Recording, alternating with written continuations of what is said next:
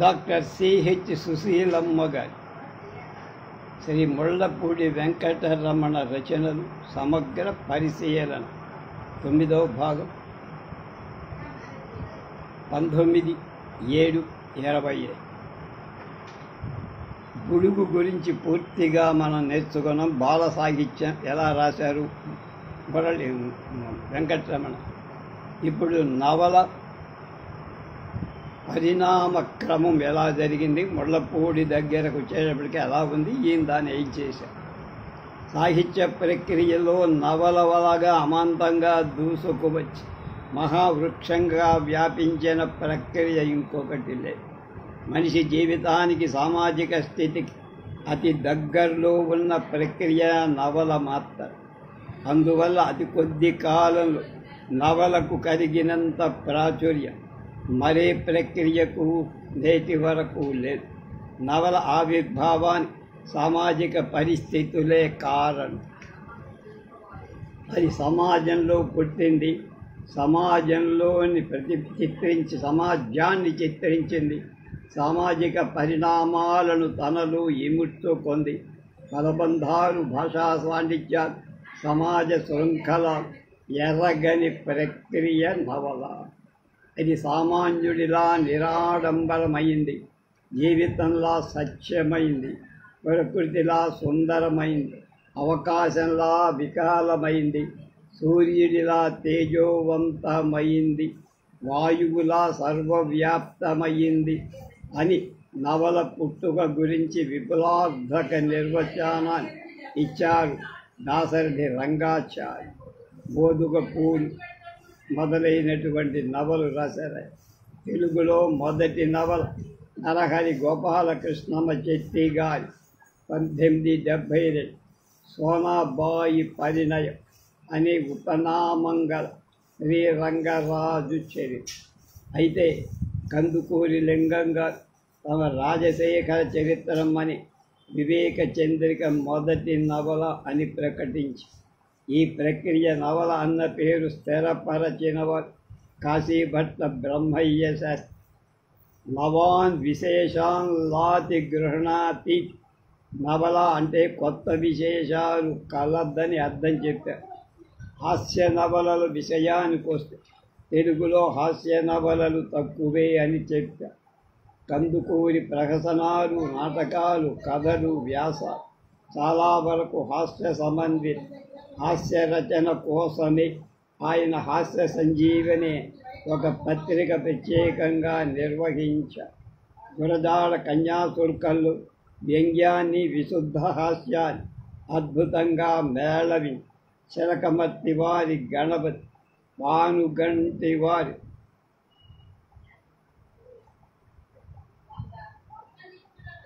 సాక్షి, మొక్కపాటి వారి బారిస్టర్ పార్వతి, మునిమాణిక్యం వారి కాంత్ విశిష్టమైన హాస్య పాత్రలుగా నిలిచిపోయి.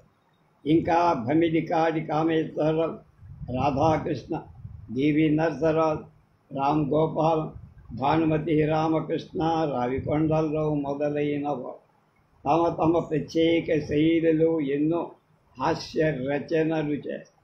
కేఆర్కే మోహన్ కూడా ఉన్నారు.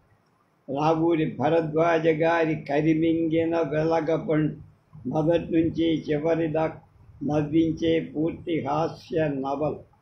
పాలగుమ్మి పద్మరాజు గారి బతికిన కాలేజీ, 2వ సోకుని 3 నాళ్ల ముచ్చట, నందూరి పార్థసారథి గారి కార్ఖానాఖ్యం, సాహిత్య సింహావలోకనం, పురాణం సుబ్రహ్మణ్య శర్మ గారి ఇల్లు కట్టిచు, మందా వెంకటరమణరావు గారి ఉద్యోగ పర్వం ప్రముఖ హాస్య నవల.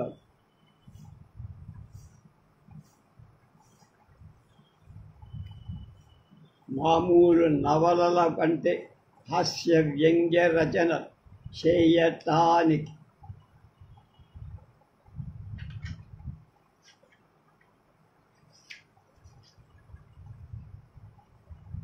భాషపై అధికారం ఎక్కడా అవసరం, ఎక్కువ అవసరం.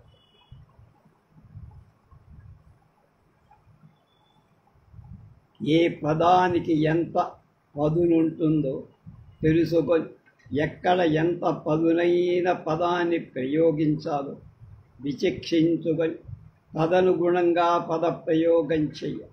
భాషపై అధికారం గల రచయిత తన వాక్యాలను కథం తొక్కించగల. మామూలు రచయితల కంటే హాస్య రచయితల ఔచిత్యం మోతాదు బాగా తెలిసి ఉండ. నిగ్రహం అవసరం, మానసిక పరిణతి అవసరం, సంస్కారం అభిరుచి అవసరం. ఈ లక్షణాలు చాలా అపురూపమైనవి. కనుకనే హాస్య నవలలు శ్రేష్టమైన అపురూపంగానే వస్తాయి. కనుక ప్రాచీన తెలుగు సాహిత్యంలో మనం ఆనందించదగ్గ, గర్వించదగ్గ, సహజ సభ్యత అయిన హాస్య రచన రాలేదంటే అతిశయోక్తేం కాదంటున్నారు సుశీల గారు. దానికి కారణాలు చాలా. సంస్కృత సాహిత్యాభిమానం అనువాద రచన వైపే మొగ్గు చూపి స్వేచ్ఛగా హాస్య రచనలు చేయడం, హాయిగా నవ్వుకోవడం అంటే నవ్వుతారు, నవ్వులాట రచన అనే భావన వచ్చేసి. కానీ ఆధునిక తెలుగు సాహిత్యంలో ఆంగ్ల సాహిత్య ప్రభావంతో ప్రహసనం, నవల, కథానిక వగైరా ప్రక్రియ ఆవిర్భవించడంతో హాస్య రచన 1000 పుంతలు తొక్కి నవ్వు నాలుగందాల వెలిగిపోయి హాస్య రచయితకు భాషలో ఉండే పలుకుబడి తెలిసి ఉండ. ముళ్ళపూడి వెంకటరమణ తెలుగు పలుకుబడిలోని వాడి నాడి పట్టుకొని, తెలుగువాడి నాడి పట్టుకొని పదాలను విలాసంగా నాట్యం చేయించి కొత్తదనం తీసుకొచ్చారు. 2 అమ్మాయిలు 3 అబ్బాయిలు నవల సమకాలీన ఆంధ్ర సాహితీ ప్రపంచ చతురహాస్య రచనా ధురీణుడుగా పేరు పొందిన వెల్లపూడి వెంకటరమణ 2 అమ్మాయిలు 3 అబ్బాయి అనే ఒక ప్రేమాయణం. ప్రేమ అనగా 2 హృదయములు ఒకే పంధాన నడచుటమంటాడు ఓ సినీ జీ. ఇందులో 2 అమ్మాయిలు సీత, సుబ్బలక్ష్మి, 3 అబ్బాయిలు రామారావు, వీర్రాజు, సుందర.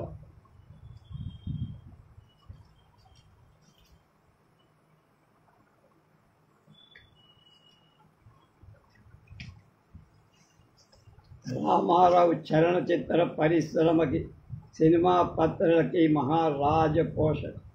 అతడు సినిమా పరిశ్రమ గురించి చేసిన పరిశోధన వల్ల తరువాత తరాల వాళ్ళ అనంతమైన సినిమా విజ్ఞానం లభించి పాత రాతి యుగం నాటి సినిమాలు, వాటి స్థితిగతులు, అభివృద్ధి పథకాలు వగైరా వాటి గురించి సిద్ధాంతం రాశారు.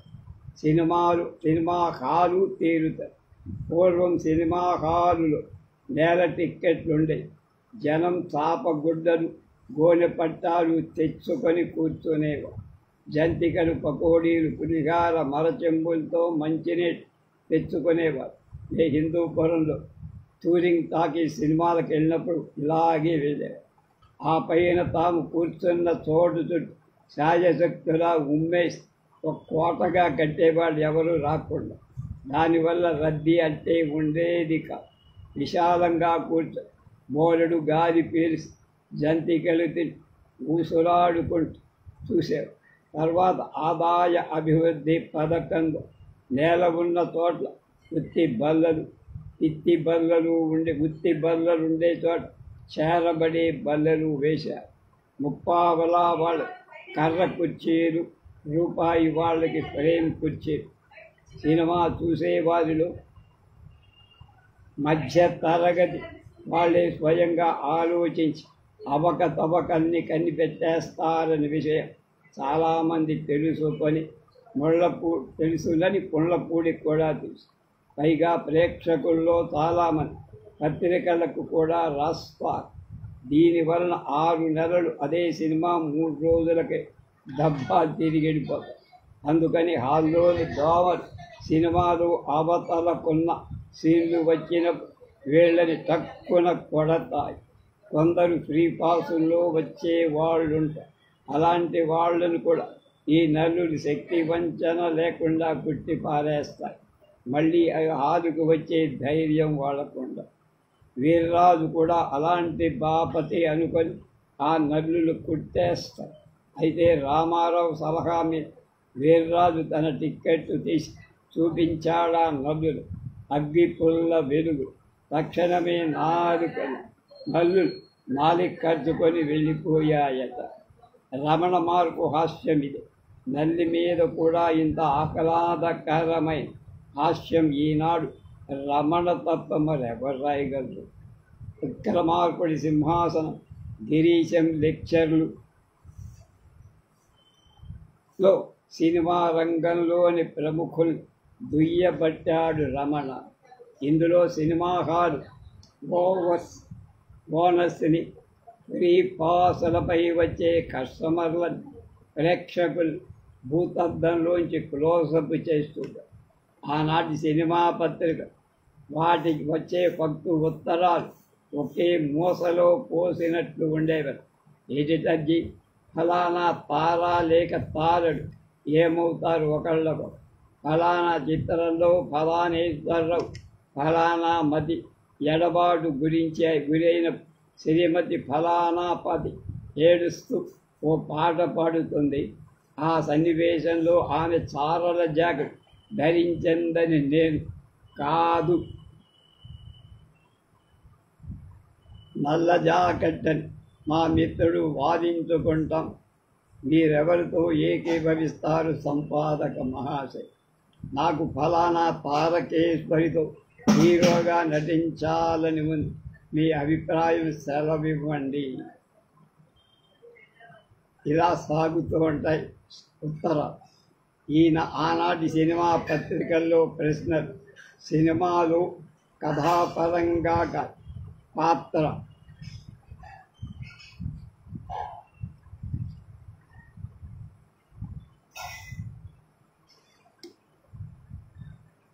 పాత్రల పరంగా కాదు, సాంకేతిక విలువల పరంగా ఆలోచించాల్సిన విషయాలు చాలా. కానీ సామాన్య ప్రేక్షకుడు వాటి దాకా వెళ్ళడు. తెర మీద నటీనటులు వారి వేషభాషల పట్లే ఆకర్షితుడవుతారు. అతని పరిధి అంతవరకు. అందుకే మనకు సినిమాల మీద సద్విమర్శ, మంచి రివ్యూలు ఎక్కువగా రాలేదు. ఆనాడే కాదు, ఈనాడు కూడా. ఇద్దరమ్మాయిలు ముగ్గురబ్బాయిల్లో పాత్రల్ని పరిచయం చేయటంలో కూడా హాస్యాన్ని పండించాడు రమణ. ఈ కథకు రామారావు నాయకుడు. అప్పటికప్పుడు కాకపోయినా తెల్లారైకైనా అతడిని చూస్తే అతని వయస్సు 22 ఉండొచ్చని తోచకమానదు. అయితే ఇది తప్పు. అతని వయస్సు 26.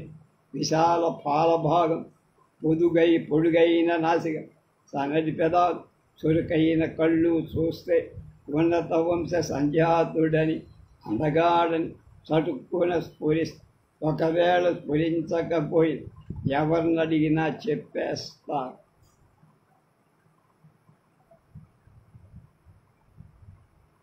చీకట్లో కనపడవు కానీ అతని చేతికి మంచి ఉంగరం, రిస్ట్ వాచ్ అవి వాళ్ళింట్లో ఎనపెట్టెలో డబ్బా. అతని పెట్టెలో ఉన్న సిరుగు చొక్కాలు చూస్తే ధనవంతుడిని అంతా ఒప్పుకోండి. కొయ్యలు వాలకం చూస్తే విలాస పురుషుడు అని అనిపిస్తుంది. ఈ రామారావు విలాసాల్లో విద్యాభ్యాసం ఒకటి. ఆంధ్ర విశ్వవిద్యాలయానికి పోషక అనేక సంవత్సరాలు ఇంటర్మీడియట్ పరీక్షకు వెళ్ళి అనుభవం పొందారు. ఇటీవల కొన్నేళ్లుగా బిఏ పరీక్ష గుట్టుమట్టులన్నీ పరిశోధిస్తారు. చలనచిత్ర పరిశ్రమ మహారాజ పోషకుడన్న విషయం సువిదిత. ఉదయ సినిమా పత్రికల రామారావు రాజపోషకుడు. వీర్రాజు రామారావుకి నేస్త. ఇతను విద్యా సంస్థలని, కళలని పోషిస్తా. కొంచెం ఆస్తి, ఓ మాదిరి అందు, బోలెడు తెలివితేటలు, అమ్మ ఓ ముసలి బామ్మ ఉన్న. సూరయ్య రామారావుకి మామయ్య.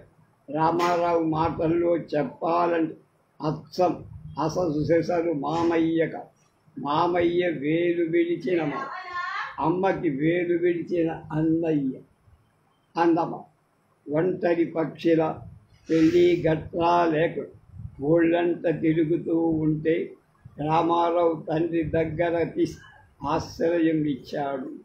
మామయ్య లావుగా ఉంటాడు, పెద్ద, పైగా పెద్ద మనిషి అన్నిటికీ ఎందుకు అని అడుగుతా. నాకు తెలిసిరే పెదవాయ అంట. తండ్రి పోయాక ఎనపెట్టె తాళాలు. రామారావు తల్లి చేతిలో ఉన్న ఈ ఆళాలకు తాళాలు మామయ్య చేతిలో ఉంటాయి. ఆ ఇంటికి మగదక్షత మామయ్య. రామారావుకి ఏమీ తెలియదని, పైగా వాజమ్మాని చవటని ఆయన తిరుగులేని నమ్మకం ఆయన. ఇక సుబ్బలక్ష్మిని పరిచయం చేయటం మరీ అందంగా. సుబ్బలక్ష్మి అంత అందంగా ఉంది. ముళ్ళపూడి వారి వర్ణనలు అంతటా తిరుగుదనం, వయ్యారాలు,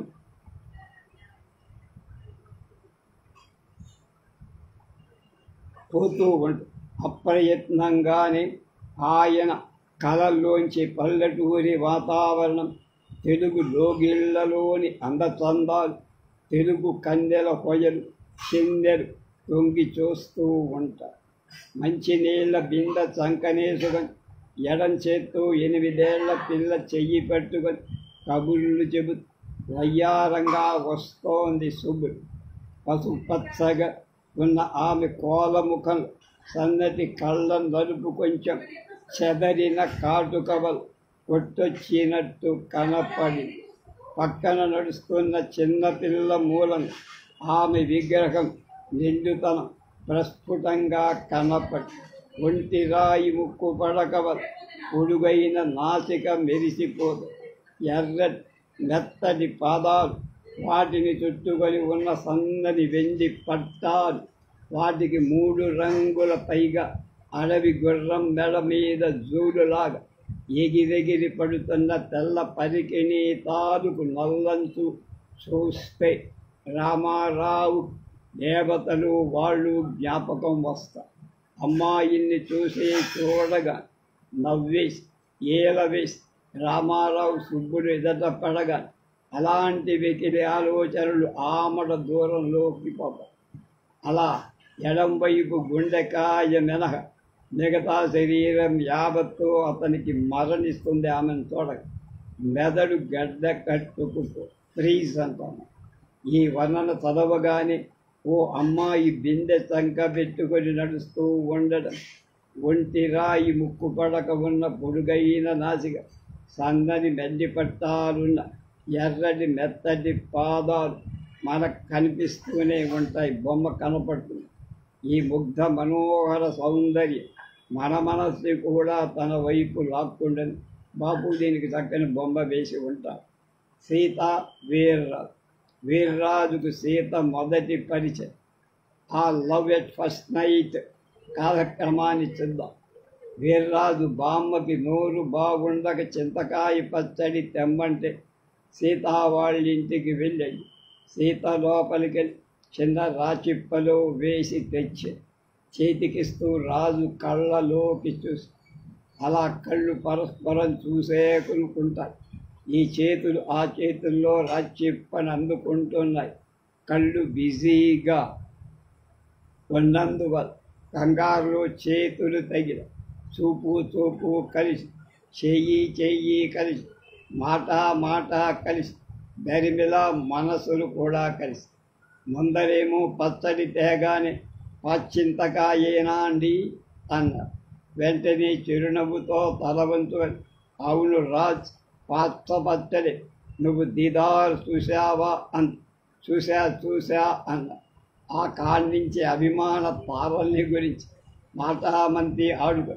సీత లిటరేచర్ కూడా చదివి క్రిస్తఫారం అయితేనే ప్రేమ వాహి హృదయ ద్వార భగ్న హృదయాలు గతుకుల బ్రతుకు ఇవన్నీ చక్కగా చదివి ఎనలైజ్ చేసేసి సుందరం ఆజానుబాహుడు సూర్యయ్యతో పోటీ చేస్తున్న బంగారయ్య గారి ఎక్కడో ఆమడ దూరపు చుట్టం తల్లి లేదు, తండ్రి మొన్ననే పోయాడు, అందుకని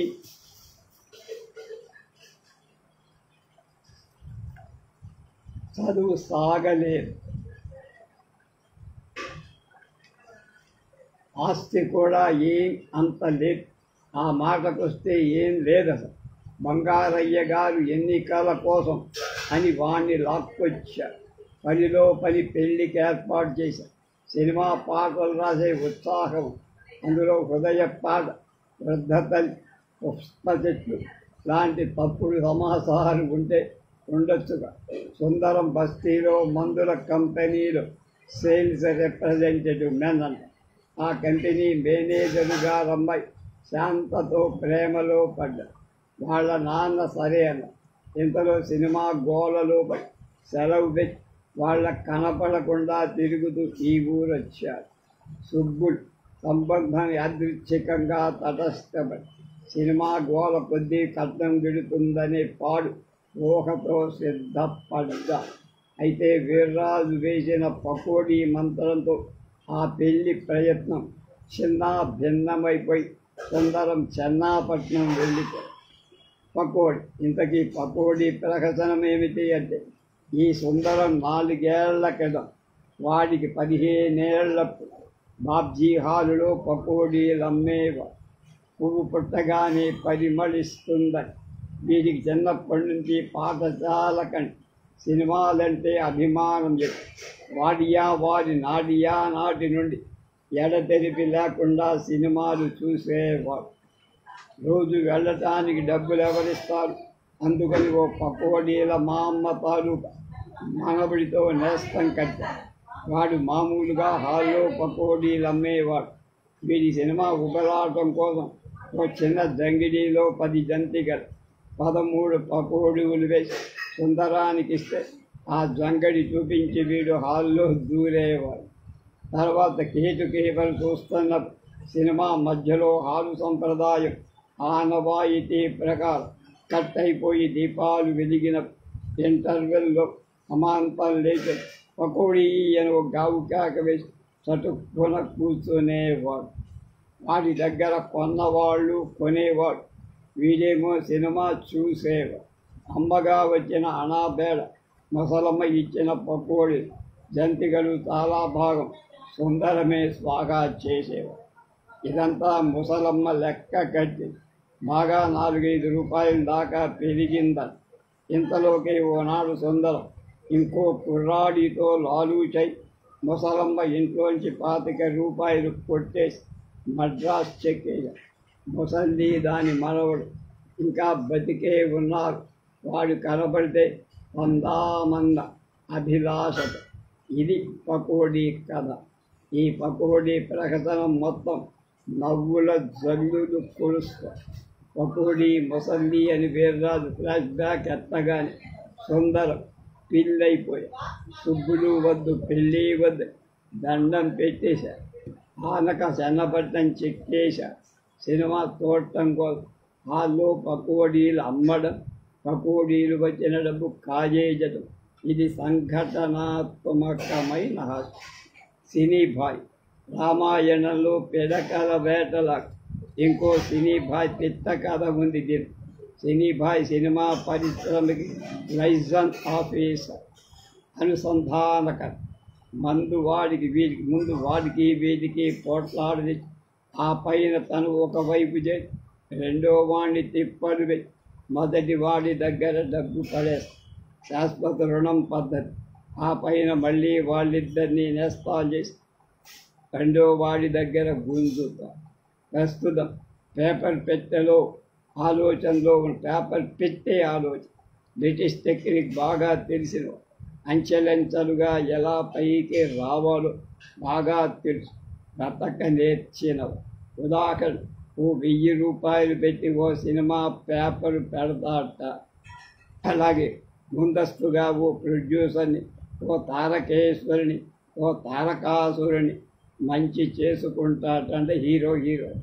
ఈలోగా సుందరం దాంట్లో వెండి తెరకు విషాద గాథ వెలుగు దివ్వె అని హెడ్డింగ్ పెట్టి కథలు గుర్తించేసి సినేరియాలు రాసేస్తూ ఉంటాడు. అలా కొద్ది మొత్తంతో పెట్టిన సినిమా పత్రిక మెల్లగా ఇంగ్లీషులో అక్కడి నుండి అవరాంధ్ర, hour south India, our India, hour Asia, hour Eurasia అంటూ మెత్తెక్కించేసి అవర్ వరల్డ్ చివరికి అవర్ యూనివర్స్ అనే పేరుతో పెద్ద పేపరుగా వేస్తాడు. అప్పటికి చంద్ర అంగారక పూజ మొదలై అన్ని గోళాలలో అమెరికా వాళ్ళు ఇల్లు గట్రాగట్ విమాన సర్వీసు వేస్తారు. వీడు అప్పటి నుంచి ప్లానెట్కో ఎడిషన్ చొప్పున అందచేస్తారట. విదేశీ మోజు, మన వారిలో విదేశాల మోజు మీద మోజు. విదేశీ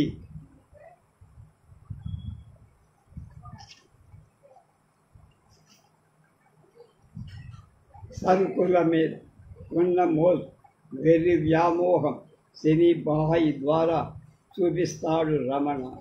శనిబాయికి ఇండియా అంటే చిన్నప్పటి నుంచి